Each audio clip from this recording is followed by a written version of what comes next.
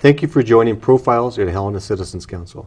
Today with me I have Laura Erickson and Bruce Hoole. That's Newell, isn't it? It is Newell. Okay, sorry about that. That's all right. Today we're going to go over the Non-Motorized Transportation Council and in particular the Centennial Trail project. So I'd like to start off the segment here with today and tell us a little bit more about the Centennial Trail project. Well, let's first begin, I guess, with the formation of the Non-Motorized Advisory Council, Travel Advisory Council. The Helena City Commission authorized the formation of the council with a resolution in 2008.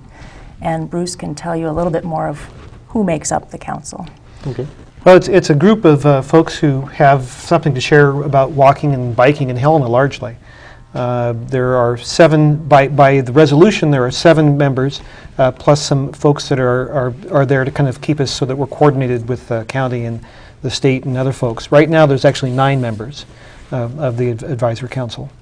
And just folks who like to walk, like to bike, and have thoughts about working with the city and the county to make that go forward.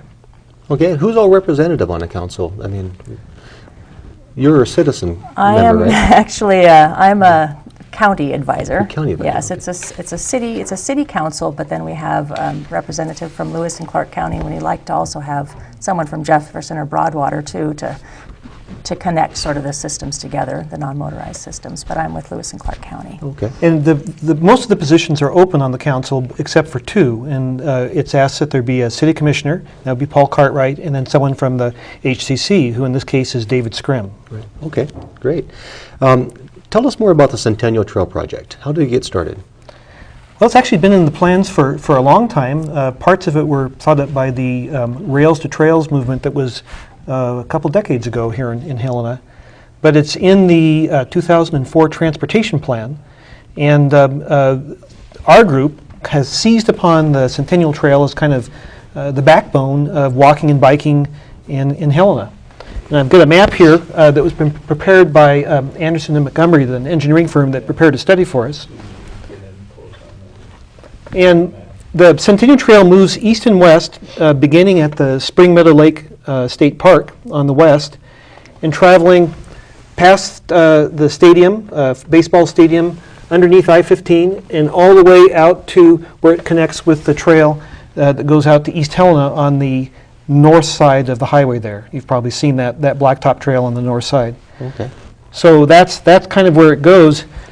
Some of it's an actual trail right now, and some of it's just in planning.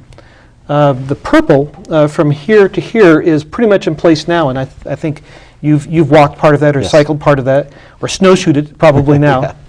Yeah. It's a path that's made of crushed gravel, and it crosses Henderson, Benton, and then finds its way around Montana somehow, which is one of the big challenges of planning to extend the trail.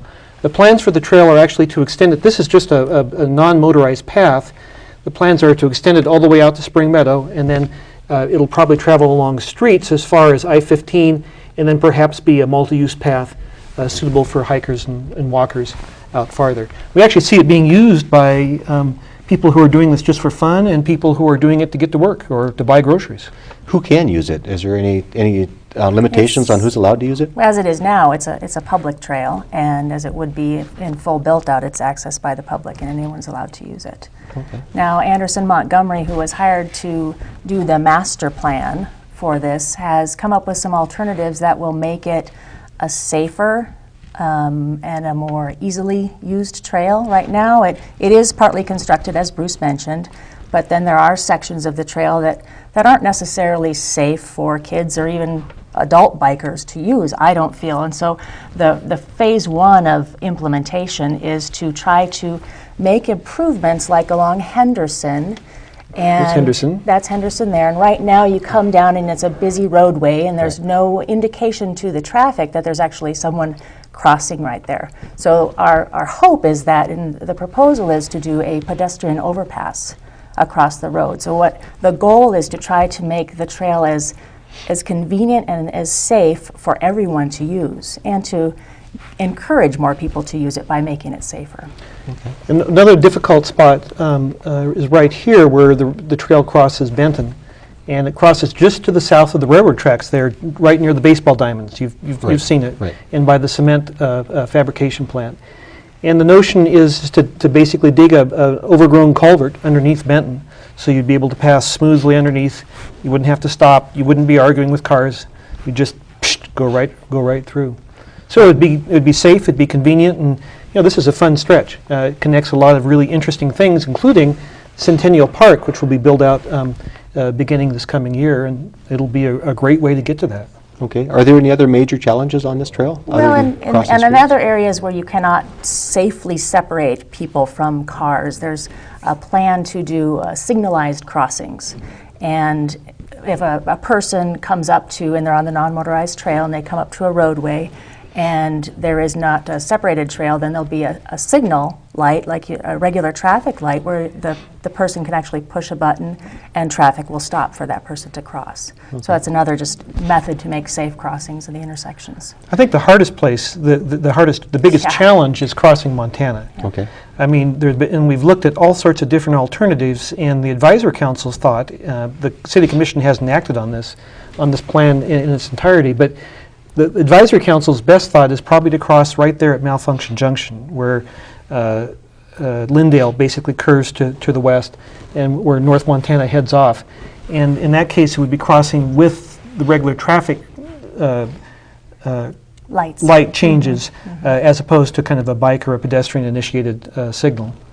Eventually, I would guess that North Montana will duck underneath the railroad tracks, and then we can move to what we've done planned out here on Henderson and have a small bridge that goes across. Oh, okay.